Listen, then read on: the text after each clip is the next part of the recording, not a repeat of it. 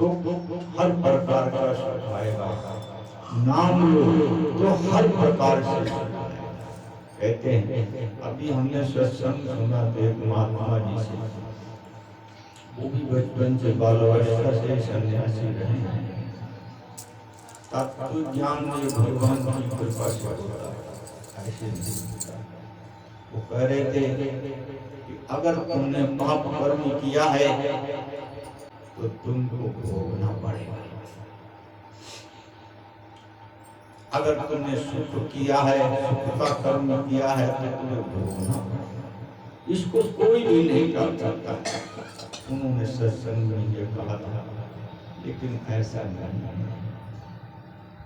चाहे कितना ही बड़ा पाप हो, कितने ही बड़ा दोष हो, जब वो भगवान की शरण में जाता है तो उस समय भगवान ये नहीं देखते कि ये पापी है या दुष्ट आत्मा है या राक्षस है या मनुष्य है या देवता है, वो कुछ भी नहीं देखते। वो तो सिर्फ ये देखते हैं ये जैसा भी है, जो भी है, हमारी शरण चाहता है, इसलिए भगवान उसके अनुकूल हो जाते हैं। विभीषण जब आए थे तो भगवान के पास कितने थे सहयोगी जन, हनुमान जी को छोड़ के सभी ने विरोध किया था, ये दुश्मन का भाई है। और हनुमान जी ने भी कुछ कहा नहीं, हनुमान जी चुप रहे। पूरी सभा विभीषण जी के लिए यही मार्ग दे रही थी कि इसको बंद करो,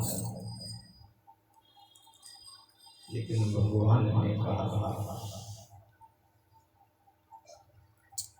ये अगर हमारी शरण में आए तो मैं इसका त्याग नहीं करूंगा, चाहे कुछ भी हो, चाहे दुश्मन का भाई हो, चाहे भेद लेने आया हो, चाहे पापी से पापी आत्मा इसकी हो, लेकिन ये अगर हमारी शरण चाहता है तो मैं इसको अपने हृदय से रखूंगा। उसी प्रकार से जब ये जीव वास्तव में प्रभु जी का हो जाए, किसी भी रूप में कैसे भी, तो प्रभु जी का प्रेम हम लोगों जैसे, उनका प्रेम तो ऐसा है हर जीव, लेकिन है जब चाहे भाव हो, चाहे सुभाव हो, चाहे मन कर रहा हो, चाहे नहीं कर रहा हो, किसी भी हालत में वो भगवान का होके रहता है, बस भगवान उसके अनुकूल हो जाता है। इतना काम करने के लिए हमको अपनी जेब से कुछ भी नहीं खर्च करना। सबसे बड़ी बात ये है कि भगवान सिर्फ भाव को ग्रहण करते हैं, कुछ भी नहीं चाहिए तुम्हारे पास और हमारे पास क्या है उनको देने के लिए। विचार या संपूर्ण संसार का स्वामी अगर कोई है तो उसके पास क्या है भगवान को देने के लिए। ब्रह्मा विष्णु महेश्वर हमारी तुम्हारी तो औकात क्या है, उनके पास भी अगर कुछ है तो भगवान का ही दिया हुआ। विचार करना, बोले जी अगर किसी को कुछ देते हैं या भगवान विष्णु जी किसी को कुछ देते हैं या आदि शक्ति भवानी दुर्गा माता किसी को कुछ देती है, भगवान गणेश देव सूर्यन भगवान अगर किसी को कुछ देते हैं तो उन्हें मिला से विचार किया ईश्वर से मिलता है, उनसे मिला है, फिर उनका दया भाव है, प्रेम भाव है, समभाव है, तब वो हम सबको देते किसी को है जो धर्म के मार्ग पर चलता है, देते हर जीव के पास, हर देव के पास, हर मनुष्य के पास भगवान का दिया हुआ ही होता है। अपने आप से कौन क्या पा सकता है? अरे उनके बगैर तो ये एक पल नहीं रह सकता है जी। उनकी करुणा ऐसी है, संपूर्ण संसार के वो एकमात्र स्वामी है। संपूर्ण संसार, चाहे देवता हो, चाहे मनुष्य हो, चाहे जड़ जीव हो, कोई हो, एक संपूर्ण संसार के एकमात्र वो स्वामी है। और उन्हीं से करुणा लेके, उन्हीं से प्रेम लेके ये जीव दयावान बनता है, धर्मवान बनता है, देवता बनता है, यज्ञ किन्नर बनता है। उन्हीं से सब कुछ मिलता है। और जो भगवान की शरण में रहकर भगवान से जो प्राप्त करता है, उसका धर्म कभी समाप्त नहीं होता है, उसका सुख कभी समाप्त नहीं होता है। ये भगवत प्रेम ऐसा है। और इतना ही नहीं, एक मात्र स्वामी होने के बावजूद भी दूसरा रूप उन्हीं का है, जो कण कण में वो व्याप्त है। ऐसी कोई जगह नहीं है जहाँ वो रहते नहीं। और इस जीव विचार करो, ये इस जीव का जब जन्म होता है तो आप जानते हो, किसी बच्चे का जन्म होता है तो वो मरा हुआ होता है। क्यों? इसलिए कि उसमें परमात्मा ने आत्मा रूप से प्रवेश नहीं किया है। और जब जन्म होता है तो जब ये परमात्मा जब इसके अंदर आते हैं, चाहे पेट के अंदर ही क्यों न हो, जब उसके अंदर भी परमात्मा रहते हैं इस जीव के अंदर, चाहे नरक में हो चाहे स्वर्ग में हो, तभी तो दुख और सुख भोग सकता है। यहाँ पर हम और आप इस मनुष्य शरीर को धारण करने के बावजूद भी हम कर्म तो जब भी कर सकते हैं जब वो हमको शक्ति देंगे। हर जगह हमारे पास, हमारे अंदर, हमारे बाहर, हमारे इधर भी, हमारे उधर भी, सर्वत्र ये ब्रह्ममय तो सब कुछ है। कहीं ऐसी जगह ही नहीं जैसे आकाश सब जगह है। हमारे शरीर के अंदर भी जहाँ हड्डियाँ होती है, हड्डियों में जो गैप होता है वहाँ भी आकाश का वास होता है। आकाश तो एक देव है, लेकिन परम पिता परमेश्वर से शक्ति पाकर के ही अग्निदेव हमारे शरीर में है, आकाश देव हमारे शरीर में है, वायु देव हमारे शरीर में, ये सब है। सब प्रभु जी से ही शक्ति पाप करके ये देवता हमको हर प्रकार से सम्मान बनाते हैं। इतना ही नहीं, हमारी बुद्धि में, हमारे मन में, हमारे चित्त में वही तो है। जब भी तो हम सोच सकते हैं, जब भी हम विचार कर सकते हैं, हमारे मन में वो हमेशा रहते हैं, तभी तो ये शक्तिमान मन बनता है। ये भगवान की माया भगवान से ही शक्ति लेकर के शक्तिमान होती है। इसको शक्ति कहाँ से मिलती है?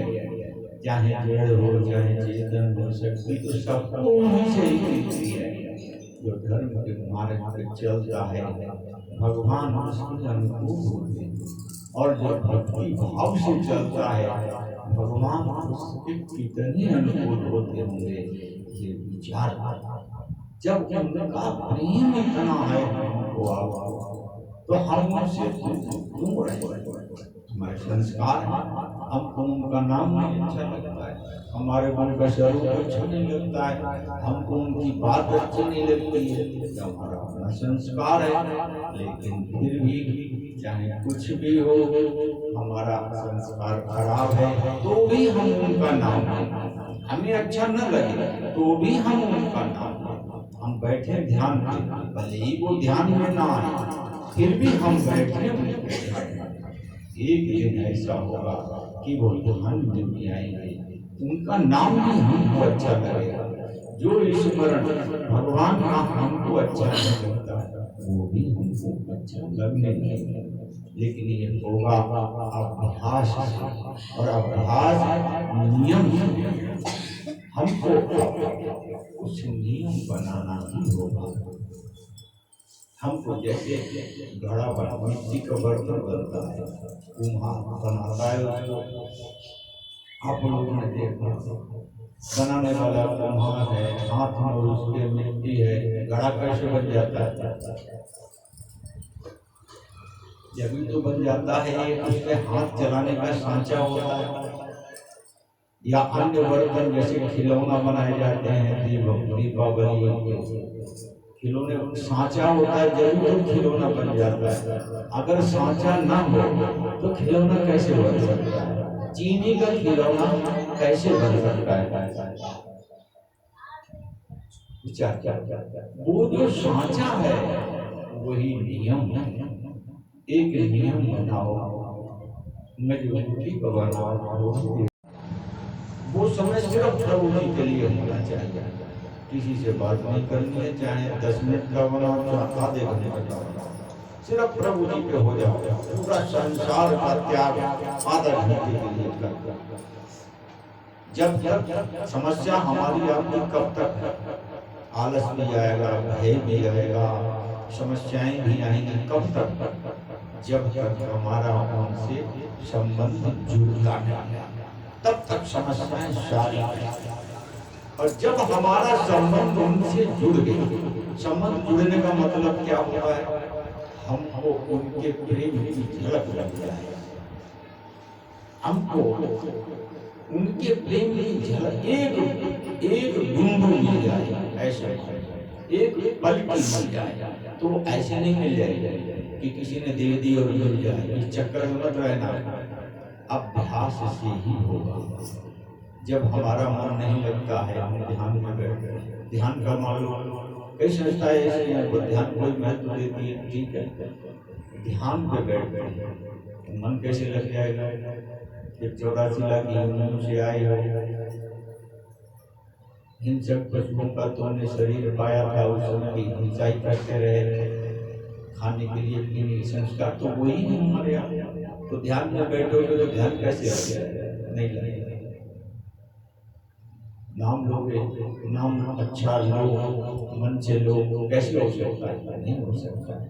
मैं आपको तात्विक ज्ञान दे रहा हूँ, लोगों की तरह से कथा नहीं कर रहा हूँ। मैं आपको वो बता रहा हूँ कि चरितम रघुनाथस्य कोटि प्रवेश एक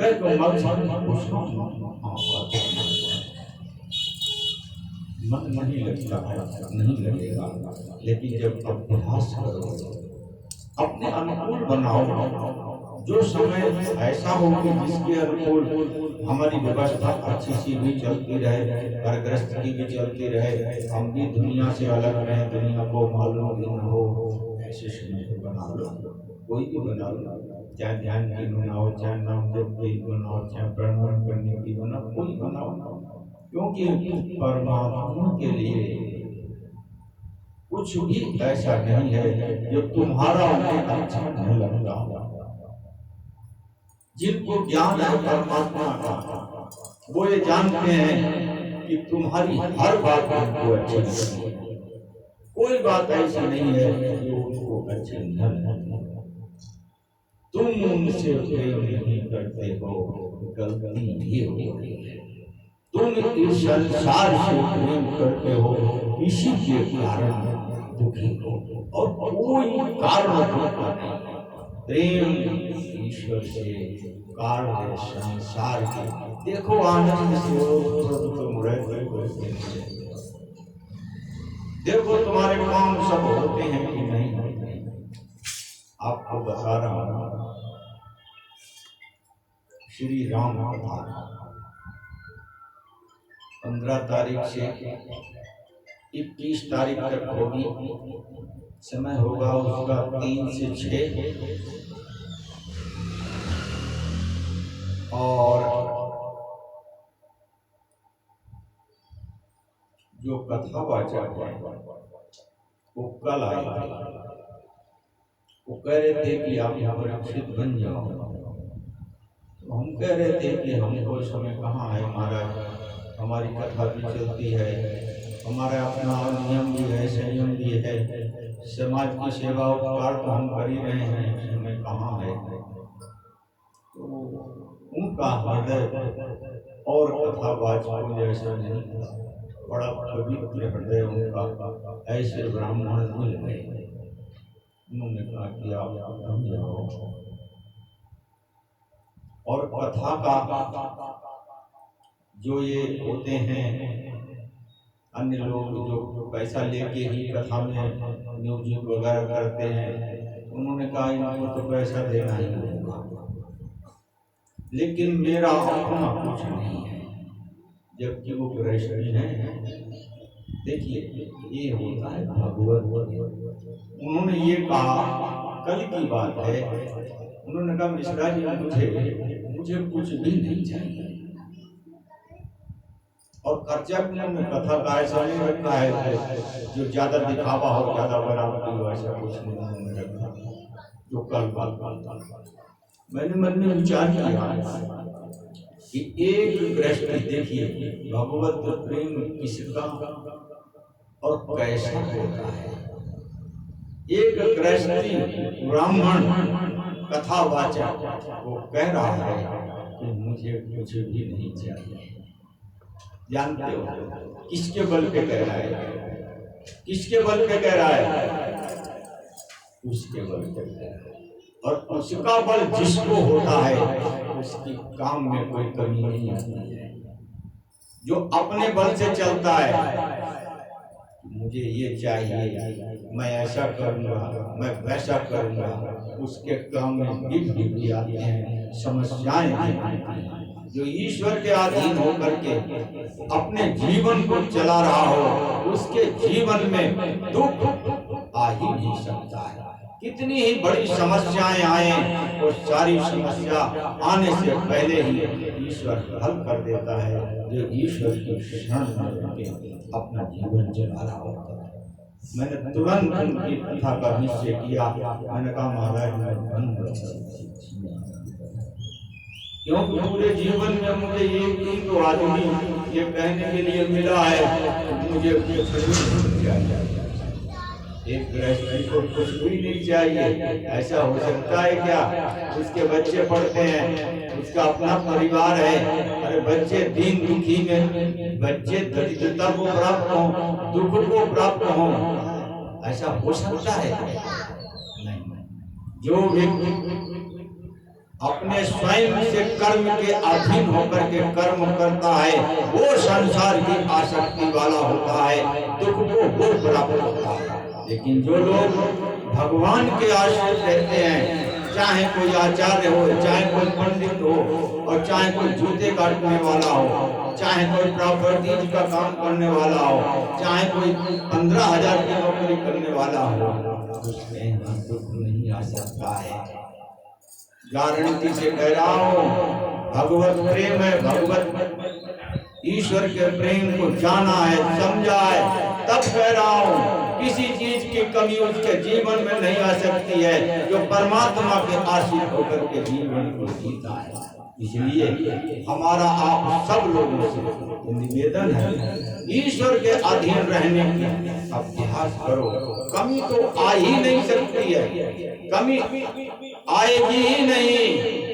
हर चीज बढ़ती रहेगी, पाप घटता रहेगा और ये दिन आपको प्रफुल्लित को बना देगा निश्चित ही।